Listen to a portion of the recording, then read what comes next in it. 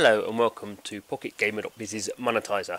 This is where we look at free-to-play mobile games and just kind of see kind of what the flow of the game's like in terms of the gameplay and have a look at the monetization. So the game we're looking at today is the new one from Zynga, which is Empires and Allies. So a bit confusingly, this was actually a Facebook game about kind of probably about 4 years ago now. There was a game released under the same name, which is this is not related to at all, completely different.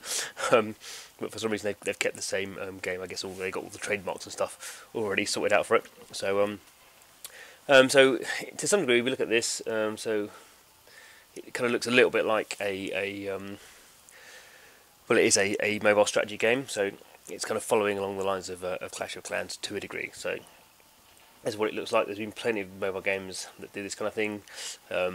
So this is still fairly early on. I think I'm at my level 5 overall, but my base I think is just level 2 HQ. So so you can have a good idea of the kind of the starting kind of process of the game. So pretty straightforward. We've got a headquarters, which you normally have, which all the other kind of building upgrades kind of work off of.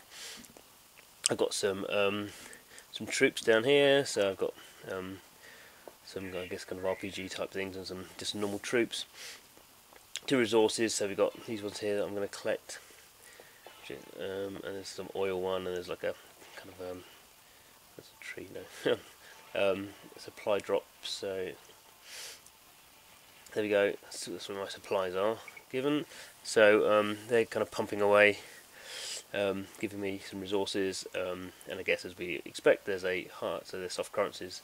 There's a hard currency as we would expect in these games. So this is just gold. I can buy this for real money. So it's very standard, in fact, kind of ratios. So we've got 500 gold I can buy for $5. So that's a ratio of $1 to 100. And at the end here we've got 14,000 gold for $100.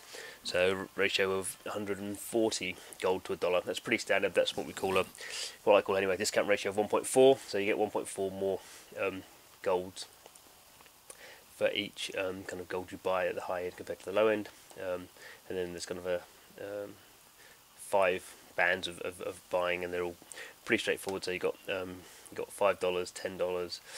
$20, $50, $100. So all kind of well and good to a degree. So a little bit of kind of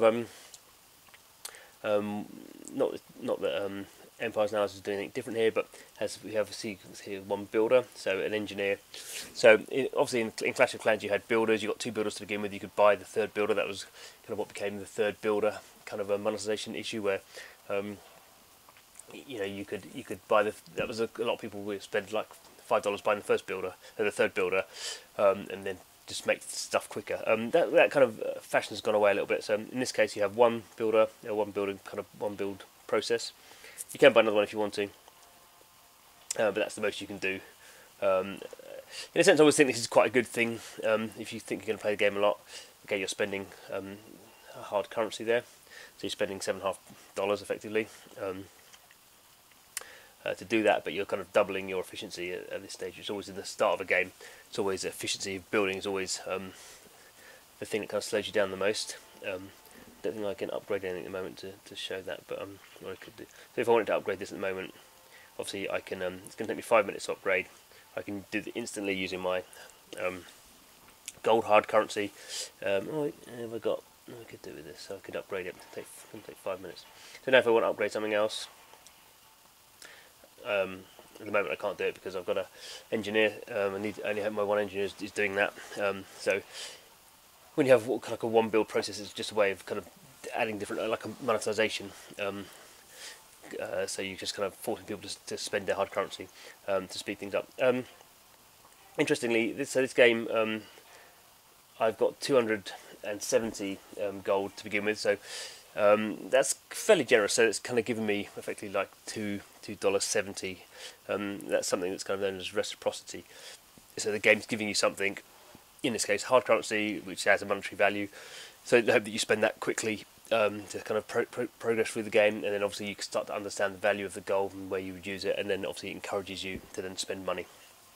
And so this is something that most people are kind of doing now. So we get an idea of how the base is going. I mean, this is, it's a fairly standard. The one thing you can see here, so there's a wall built around here, but one of the things they've tried to do in this game is not have it so wall based.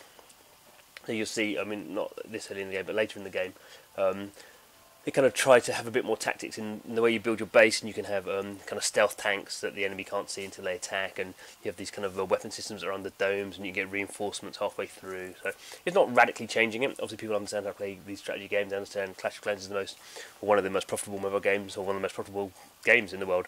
So people, know how to play it, and game designers want to kind of give people what they know, but obviously innovate as well.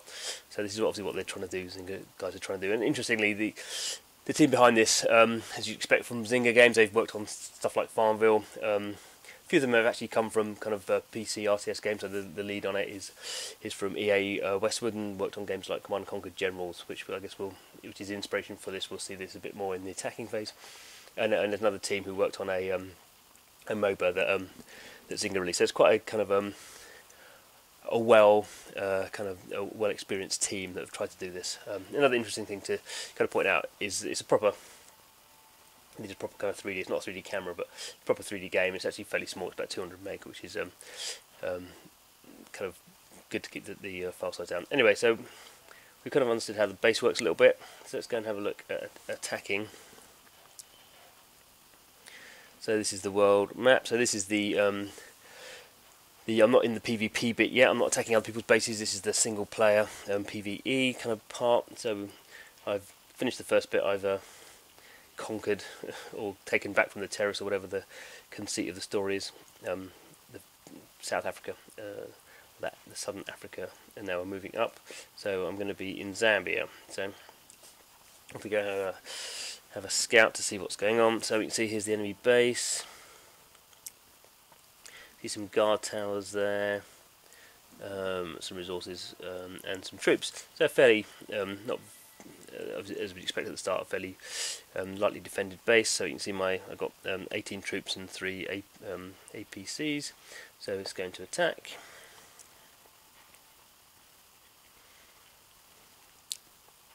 So something they've tried to do to make this kind of attack give a bit more control over. So I can drop the guys into this space. Off they go. So they're just going to go and do the usual thing. They're going to attack these guys, but I can use a flare to kind of that's using one of my action points, and that's going to guide them all in the same direction. So I can use as many of those as I want as action points. Now you can see I've got 4 action points. I've got this A10, so I can bring this A10 in, do a strike. And it's going to come and take that out. So this is fairly straightforward. You can see now I've got 15 points, so I mean it doesn't really do anything now, but as I use it up, and you can see as I use these up, they're getting more and more expensive. So in essentially, at the early stage in the game, it doesn't really matter so much, but you kind of want to be careful when you use them. And as you kind of level up, you kind of get more powerful things. So you get a Hellfire missile that you can actually control, and get nukes.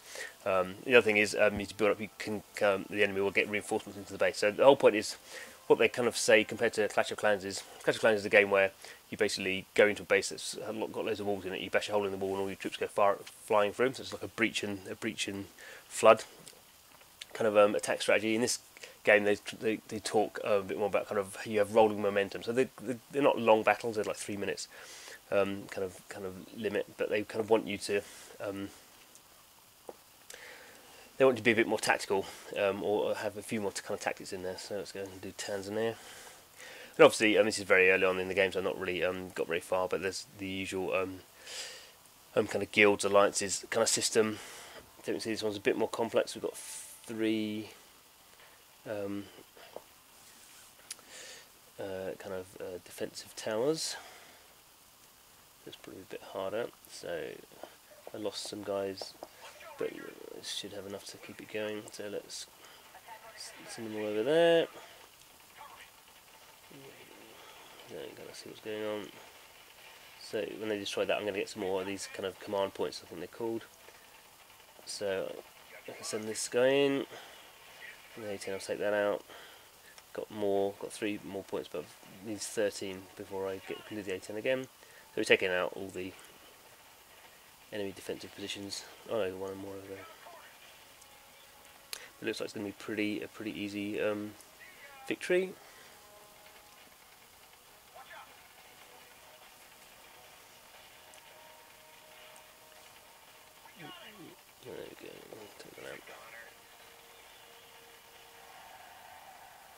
Again, obviously I'm collecting loot from that. So I lost 5 casualties. So it's a game where if my guys haven't died, I kind of keep them again, which again is something that most games are doing now, but slightly different from Clash of Clans. So I can kind of reinforce these. So obviously you can. When I get level 4 HQ, I can put tanks. So this is the kind of the armies you can build up. It's not a massive selection. The idea is to kind of keep a fairly kind of tightly defined kind of group of units. You can see it's kind of what they call contemporary military. So it's kind of like this kind of modern stuff now with a bit more. You know, there's guys with rail guns here and kind of guns with the old Command and Conquer Titan tanks with 2 barrels. Not particularly useful in the real world, but fun in computer games. So there we go. That's So this is the new strategy game from Zynga. So that's Empires and Allies. So I guess we'll see over the next couple of months whether it's something that kind of Clash of Clans type players are interested in. It's interesting because I think because Clash of Clans is still a very popular game, obviously still #1 top grossing. So lots of people know how to play it, and you are seeing just kind of more kind of I guess old school RTS designers looking at how to kind of reinvent the genre. I guess the other kind of classic one that's currently or just come out is Dominations from Nexon and Big Huge Games, which is a very kind of similar kind of using the same kind of foundation and tweaking different elements. I guess that comes more from a kind of civilization type background, but they're all kind of shooting for the same audience. I'm sure one of them will crack that goal. Okay.